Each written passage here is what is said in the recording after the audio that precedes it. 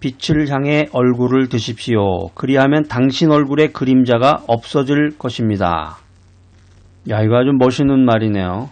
유익한 말인데, 이 말은 이제 볼 수도 없고 들을 수도 없고 말할 수도 없었던 사람 누구죠? 헬렌 켈러가 이제 이 말을 했는데, 빛을 향해 얼굴을 들어라. 그리하면 당신 얼굴의 그림자가 없어질 것이다. 이거 좀 말 자체가 좀 아이러니하네. 빛을 볼 수 있는 눈이 없었던 그녀가 어떻게 우리에게 빛을 향해 얼굴을 들어라 이런 말을 했을까? 헬렌 켈러가 이 말을 했던 그 진의는 뭐냐면은 우리가 마음의 눈을 떠야 된다는 거죠. 우리가 마음의 눈을 뜨고 영혼의 빛, 생명의 빛, 사랑의 빛이신 예수 그리스도를 바라보라. 이런 충고를 하고 있는 것입니다. 자, 신약 성경 요한복음 한번 찾아보세요. 요한복음 1장 1절로 5절 말씀. 이거 아주 굉장히 중요한 말씀인데, 여러분들 이제 그 성경을 시간이 많지 않아 가지고 성경에 있는 말씀이 어떤 내용인가 이걸 간단하게 쉽게 아시려면은 요한복음을 읽으시면 돼요. 요한복음. 구약을 읽으려면은 너무 내용이 장황하고 많고 또 백그라운드가 좀 있어야 되는데 이해하기가 쉽지 않는 내용들이 많이 있어요. 이제 고난 가운데 있을 때는 이제 구약의 시편을 읽으시면 되고, 주님의 음성을 듣고 예수님에 대해서 간단하게 쉽게 알고자 할 때는 요한복음을 읽으시면 됩니다. 자, 요한복음 1장 1절로 5절 말씀 한번 찾아서 저와 함께 큰 목소리로 한번 읽어보시기 바랍니다. 자, 그래서 교회 오래 다니고 자기가 모태신앙이다. 내가 교회에서 무슨 타이틀이 있다. 이거 다 불필요한 거예요. 그런 사람들은 이렇게 큰 목소리로 성경 찾아서 읽지도 않아요. 이미 다 알고 있는 내용이기 때문에. 자기가 알고 있는 것을 깨닫지 못하고 또 자기가 알고 있는 대로 행동하지 못한단 말이에요. 이게 문제겠죠. 근데 믿은 지 얼마 안 되거나 오랜만에 방학 기간을 거쳐서 오랜만에 믿는다고 그러죠. 오랜만에 믿으시는 분들은 관심을 가지고 그 메시지대로 해보려고 노력을 하는 거죠. 거기에 기적의 삶이 있는 것입니다. 자, 찾아서 우리 다 같이 읽어보겠습니다. 시작. 태초에 말씀이 계시니라.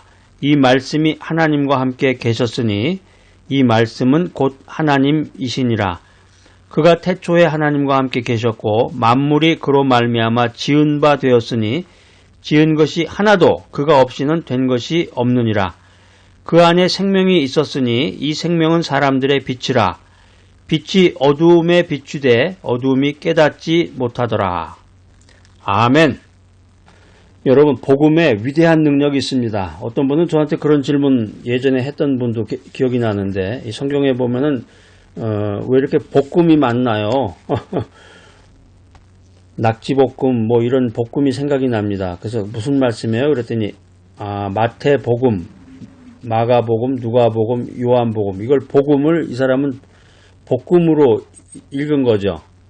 그러니까 강하게 읽으면 진짜 복음이 볶음이 되는 건데, 이 복음의 말씀, 복음의 메시지에 정말 능력이 있는 것입니다. 지금 이제 요한복음 1장 1절로 5절 말씀 읽어봤는데, 이 5구절 안에 1절부터 5절 말씀을 통해서 예수님이 누군가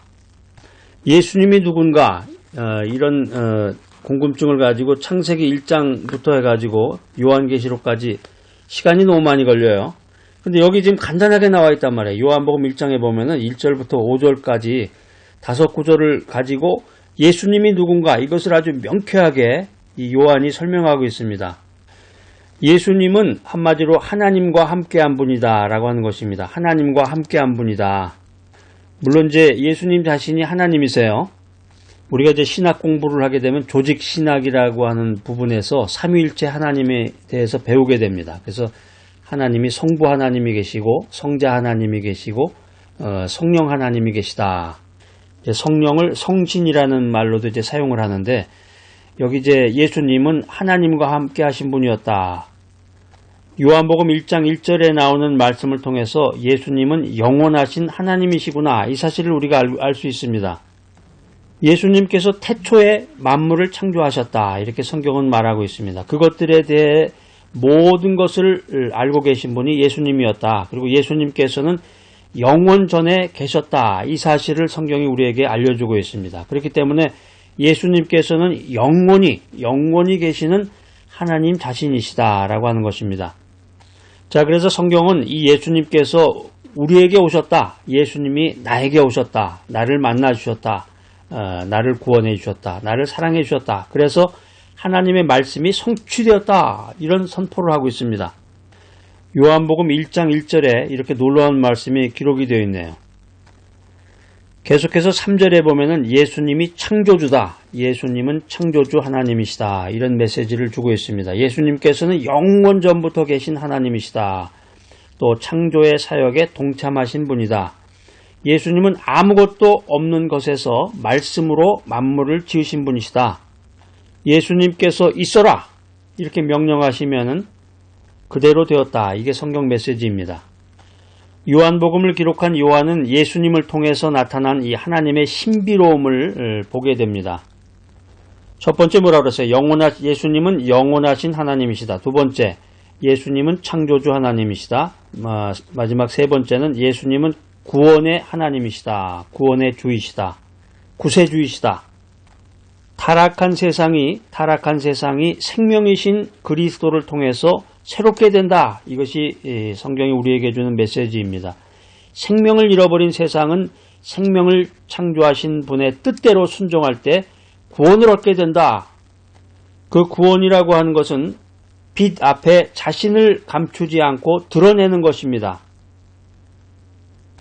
그렇지만 이 세상은 예수님께서 이 땅에 생명의 빛으로 오셨는데 그것을 알지 못하고 세상적인 거에 빠져서 근심 걱정하면서 자신의 일에만 매여 있었다. 이게 이제 성경의 메시지입니다.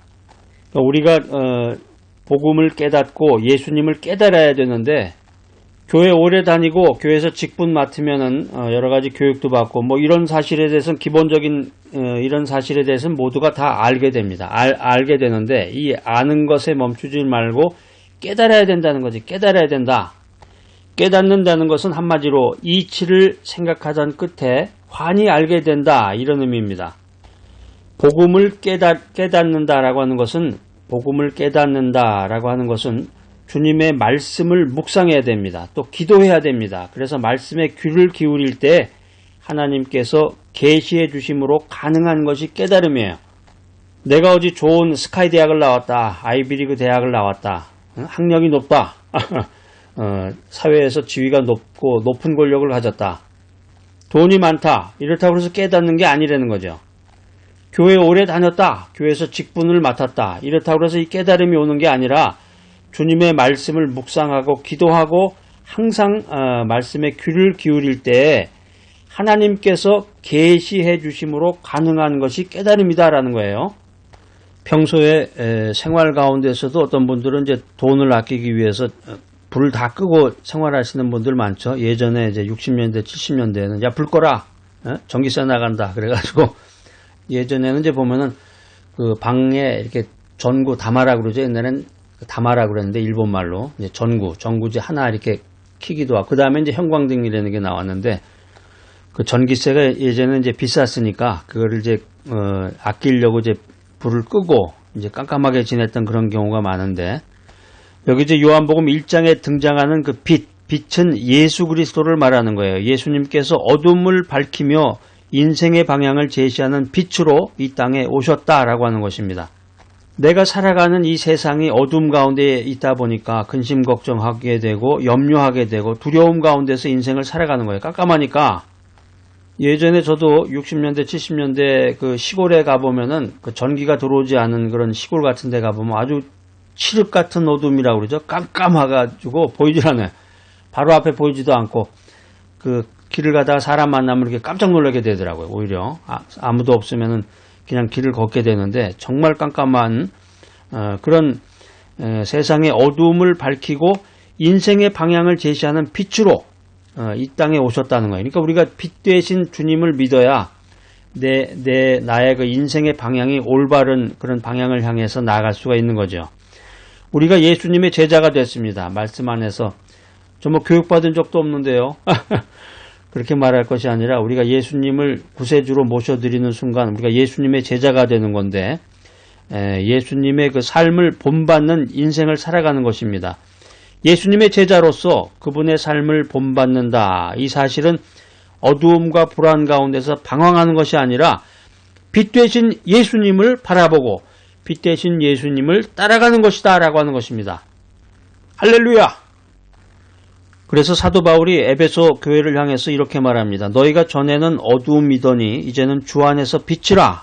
빛의 아들들처럼 행하라. 빛의 아들들처럼 행하라. 어두움에 속한 사람은 자꾸 딴 얘기하죠. 거짓말하고 남을 망신 주고 말 한마디로 그냥 사람을 괴롭게 하고, 그러나 빛 가운데 있는 사람은 항상 올바른 이야기를 하고 자기가 약속한 것을 끝까지 지키고 주님의 말씀만을 믿는 그런 인생을 살아가게 됩니다. 인생이라고 하는 것이 살면 살수록 이 죽음이라는 어두움의 시간에 점점 가까워지는 것입니다. 그래서 어느 날 갑자기 그 죽음에 대한 공포 같은 게 들잖아요. 그렇지만 우리의 삶이 빛의 자녀가 될 때 빛이신 예수 그리스도를 모셔드리고 빛이신 예수 그리스도를 영접하고 빛 되신 예수님을 내가 구세주로 믿을 때 빛의 자녀가 됩니다. 빛의 자녀가 될 때 어두움을 향하여 사는 시간을 벗어버리게 된다라고 하는 것입니다. 빛의 자녀가 될 때 예수의 생명의 빛에 더 가까워진다. 이게 오늘 성경 말씀이 우리들에게 주는 깨달음의 메시지입니다. 생명 되신 예수 그리스도는 사람들의 빛입니다. 나의 빛입니다. 내 인생의 빛이 되십니다. 생명의 사람들을 죽음의 세계인 어두움의 세계에서 불러내서 생명의 세계인 빛 가운데로 인생을 살게 하시기 때문에 예수 그리스도가 사람들의 빛이다 라고 하는 것입니다. 자, 여러분들 진짜로 그렇게 생각하십니까? 깜깜한 가운데에서 내 인생이 정말 칠흑같이 어두운 한치도 내다볼 수 없는 그런 인생을 내가 살아가고 있는데 빛 대신 주님을 내가 믿음으로 빛이 환하게 내 앞길을 열어주듯이 내가 내 인생의 앞길이 열리고 죽음에 대한 공포도 갖지 아니하고 두려움 가운데 거하지 아니하고 항상 기쁨 가운데서 찬양하며 인생을 살아갈 수 있는 그 힘은 어디서 오는 거예요? 주님이 주시는 은혜로 그 힘이 생기는 것입니다. 할렐루야! 지금 이 순간 예수님을 믿고 예수를 구세주로 받아들이고 빛 가운데서 밝게 인생을 살아가는 여러분 되시기를 바랍니다. 빛 대신 예수 그리스도께서 내 안에 계시고 그 생명의 빛이 내게 비추는 자는 그 자리에 머물러 있을 수가 없어요. 그 생명의 빛을 비춰야 됩니다. 그래서 복음의 말씀을 듣고 그것을 깨닫고 그대로 인생을 살아가는, 순종하며 헌신하며 인생을 살아가는 여러분이 되시기 바랍니다. 그래서 지금도 복음 전파를 위해서 힘쓰고 애쓰는 이들을 위해서 기도하고 그들을 물질적으로 도우는 귀한 여러분의 신앙이 되시기를 바랍니다.